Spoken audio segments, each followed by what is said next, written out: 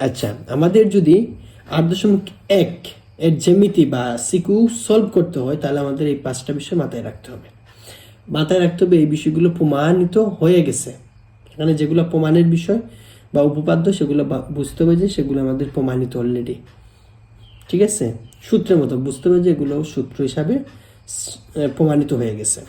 এখন এই বিষয়গুলো কি? এই 5টা বিষয়ে প্রথমটা হচ্ছে কি, বৃত্তের সকল ব্যাসার্ধ সমান। যদি আমরা একটা বৃত্ত অঙ্কন করি, এটা যদি তার কেন্দ্র হয়, কেন্দ্র থেকে আপনি যেদিকেই আঁকেন, যেদিকেই আপনি টান দেন, অর্থাৎ বৃত্ত এবং বৃত্তর পরিধি, যেটাকে সহজ ভাষায় বলি চামড়া, বৃত্তের যে চামড়া আছে, পরিধি, যেটা বৃত্তের কেন্দ্র থেকে বৃত্তের পরিধিতে যদি আমরা কোনো রেখা টানি, তাহলে এটা যেদিক থেকেই টানা হোক, যদি বৃত্তের কেন্দ্র আর পরিধি, এটাকে বলা হয় কি পরিধি, বৃত্তের কেন্দ্র এবং পরিধির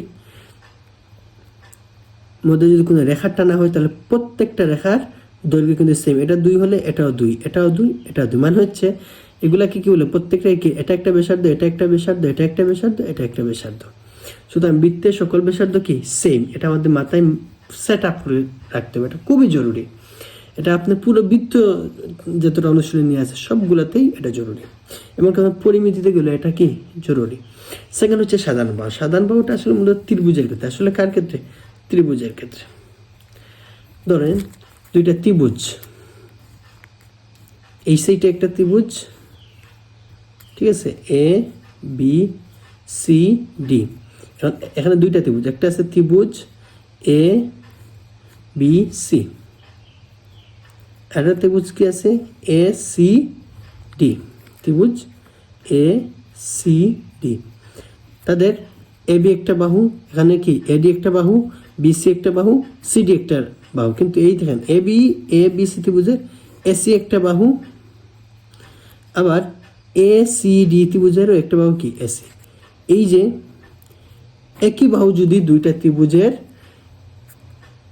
বাহু হয়ে থাকে, একই সাথে একটা বাহু যদি দুইটা ত্রিভুজের বাহু হয়ে থাকে, তাহলে সেটাকে কি বলে, সাধারণ বাহু। তার মানে এসি হচ্ছে এবিসি এবং এসিডি ত্রিভুজের সাধারণ বাহু। আশা করি জিনিসটা বুঝতে পারছি।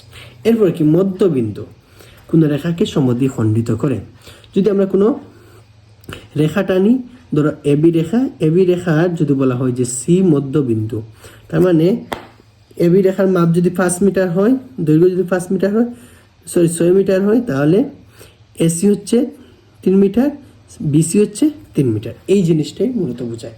আর বৃত্তের মেতে আপনার কিটা জরুরি, কোন বিষয়টা জরুরি, যেমন একটা বৃত্ত আঁকলাম, বৃত্তের ধরি এটা কেন্দ্র বরাবর একটা কি আঁকলাম, কেন্দ্র বরাবর একটা ব্যাস আঁকলাম। ব্যাসের দেখলে কি হয়, ব্যাসের বলা হয়, যদি এই কেন্দ্রকে ব্যাসে কি বলা হয়, মধ্যবিন্দু বলা হয়।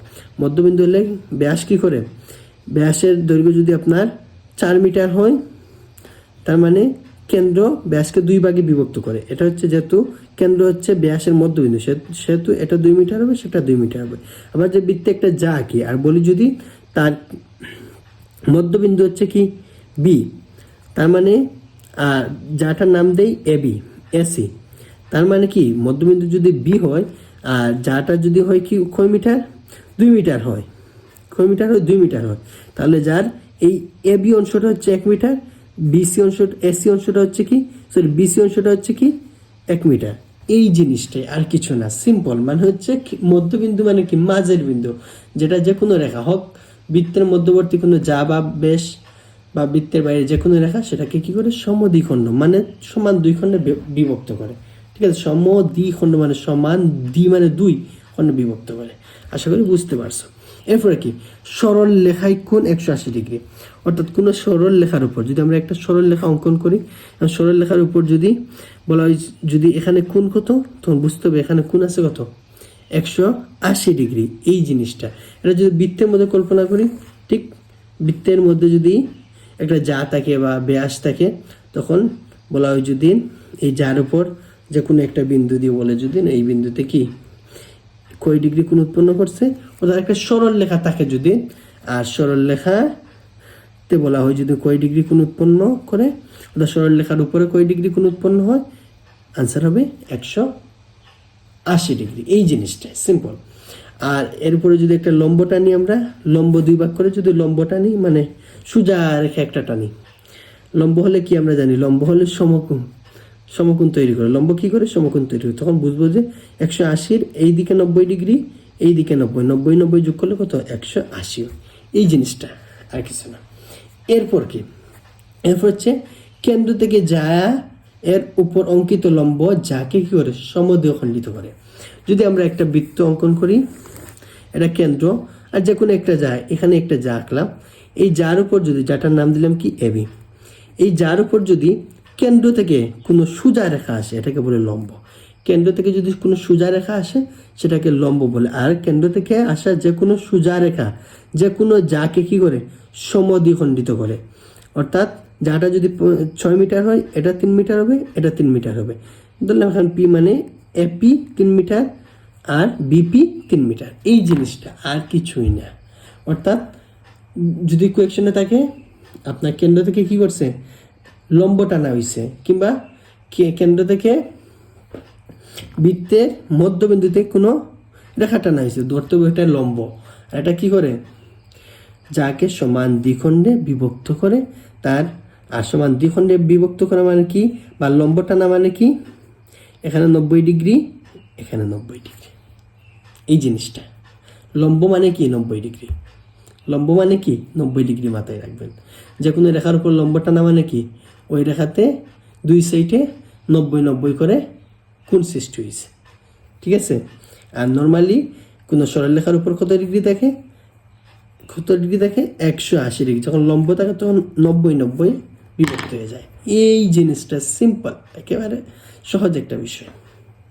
আশা করি বিষয়গুলো আপনারা বুঝতে পেরেছেন।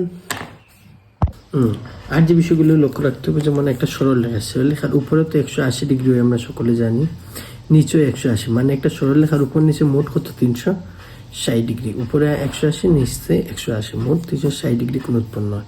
এটা মাথায় রাখতে হবে।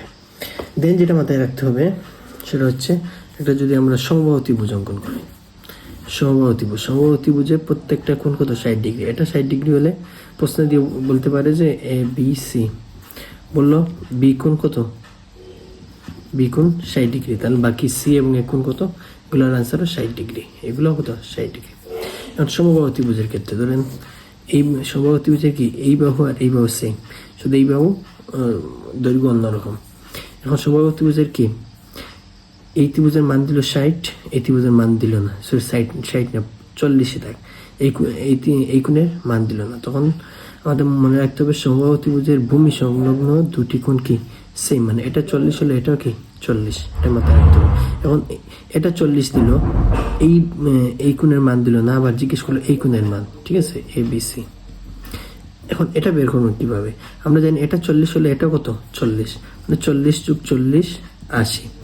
আর একটা ত্রিভুজের টোটাল মান কত, 180, 180 থেকে 80 বাদ দিলে কত, 100, তার মানে এটা কত, 100, এটা কত, 100 ডিগ্রি, ঠিক আছে। এইভাবে বের করতে হবে।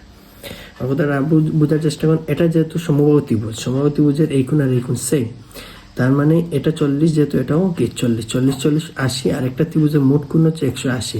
180 থেকে যদি আমরা এই দুইটা কোণ বাদ দিই, বাকি দুই কোণ এই কোণ, তার মানে 180 থেকে 80 বাদ দিলে যে 100 হয়, এই 100 হচ্ছে কি এই কোণের মান, ঠিক আছে। এরপর আমাদের মাথায় রাখতে হবে কি, এরপরে ধরেন একটা কি সরলরেখা ধরি বৃত্ত আছে, বৃত্তের এই সাইডে বলছে কি 30 ডিগ্রি, ধরি এই সাইডে বলছে কি 60 ডিগ্রি, তাহলে এই সাইডে কত ডিগ্রি কোণ হবে, আমরা একটা সরলরেখা কত ডিগ্রি কোণ, আমরা বলছি উপরে 160, নিচে 80, নিচে 180, তার নিচেও তো 180। তো 180 থেকে যদি 60 মাইনাস দিই কত, 80 থেকে যদি 60 বিয়োগ করি কত, 2, 120, তার মানে এই সাইডে কোণ কত, 120 ডিগ্রি। এইভাবে কোণ বের করতে হয়, ঠিক আছে, এটাও মাথায় রাখবেন।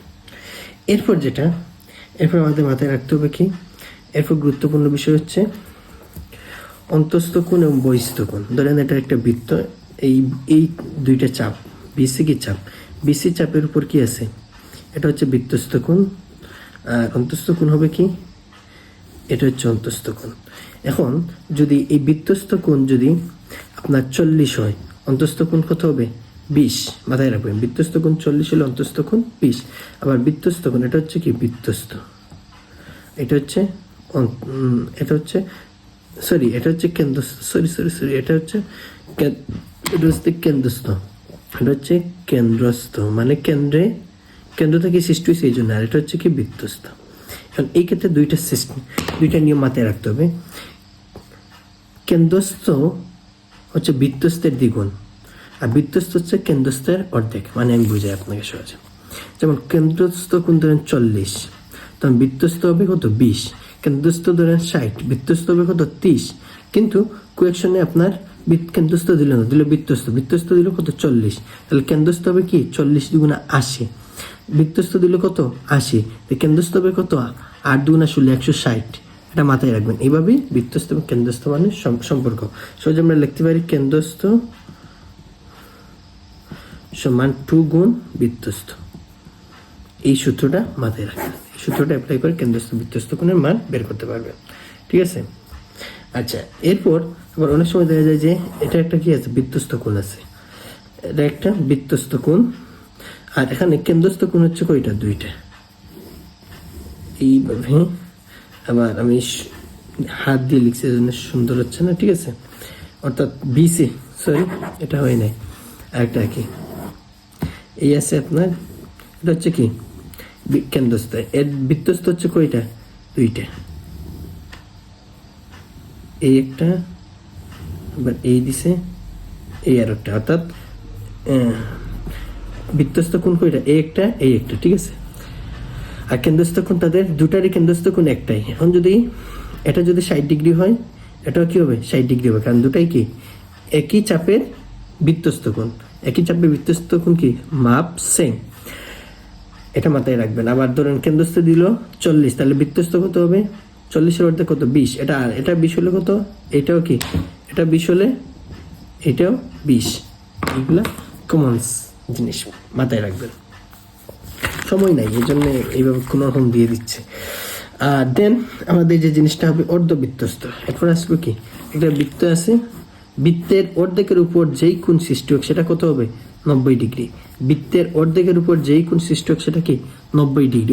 অর্ধবৃত্তস্থ কোণ সমকোণ যে একটা উপপাদ্য আছে সেটা মাথায় রাখবেন। এরপর আমাদের যেটা মাথায় রাখতে হবে চতুর্ভুজের। ধরেন একটা চতুর্ভুজ আঁকলাম, একটা চতুর্ভুজ আছে, যেভাবে একটা কি আছে চতুর্ভুজ আছে, অন্তর্লিখিত চতুর্ভুজ, অর্থাৎ বৃত্তের ভিতরে যে কোনো চতুর্ভুজের এই কোণ আর এই কোণের সমষ্টি হতে হবে 180। এখন এই কোণ দিলে 40, এই কোণ হতে হবে 180 মাইনাস 40 দিলে কত হয় 180 মাইনাস 40 দিলে 40 দিলে হবে 140, তার মানে এটা 40 হলে এটা 140। এইভাবে বুঝতে হবে। অর্থাৎ এই দুটা সম্পূরক, এই দুইটা কোণ চতুর্ভুজের অন্তর্লিখিত, বৃত্তের মধ্যে যে চতুর্ভুজ থাকবে সেটা আপনার বিপরীত কোণ কি বিপরীত কোণের যোগফল 180 হবে। এই জন্য একটা দিল 40, তাহলে বাকিটা হবে 140। যদি এটা 140 দেওয়া থাকে তাহলে আমরা 180 থেকে 40 বিয়োগ করে 40 বের করবো। এইভাবেই আমাদের যতটা আছে। ঠিক তেমনি এটা ধরেন দিচ্ছে কত 80, তো এটা কত হবে 100 থেকে 80 গেলে কি 100, তার মানে এটা 100। এইভাবে বের করতে হবে। এরপর কি আছে, এরপর আছে আমাদের সর্বশেষ যেটা, এটা একটা টেকনিক আপনারা ফলো করবেন। স্পর্শক, যেমন বৃত্ত আছে, বৃত্তের কি আছে এইভাবে চিত্র থাকবে সবসময়, এইভাবে কি থাকবে চিত্র থাকবে। চিত্রে যদি এইভাবে থাকে তাহলে আমাদের যদি বলে এই কোণ যদি বলে 30 ডিগ্রি, তার মানে এই কোণ হবে কি 180 মাইনাস 30 দেবো সবসময় কি 180 মাইনাস 30, এটা টেকনিক মাথায় রাখবেন। 30 গেলে কি কত 5 6 7 8 5 150, তার মানে এটা কত 150। আবার ধরো এটা 150 দিল, তখন কি করবো আবার 180 থেকে 150-কে বিয়োগ করবো, বিয়োগ করলে কত 6 7 8 3 30।